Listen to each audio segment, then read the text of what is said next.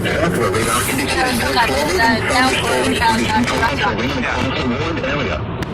Around 3 inches of rain has already fallen near Freedoms between 1:30 p.m. and 2:45 p.m. Flash flooding is expected to begin shortly.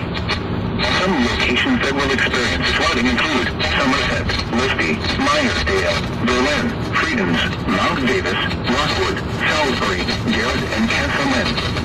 Additional rainfall amounts of 1 to 1.5 inches are possible in the warned area between 2:45 p.m. and 4 p.m. Turn around. Don't drown when encountering flooded roads. Most flood deaths occur in vehicles.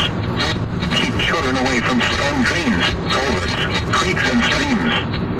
Water levels can rise rapidly and sweep children away. A flash flood warning means that flooding is imminent or occurring.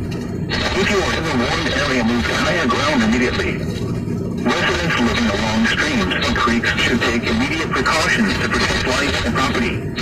Repeating, a flash flood warning has been issued until 4:45 p.m. for the following county: Somerset, Pennsylvania.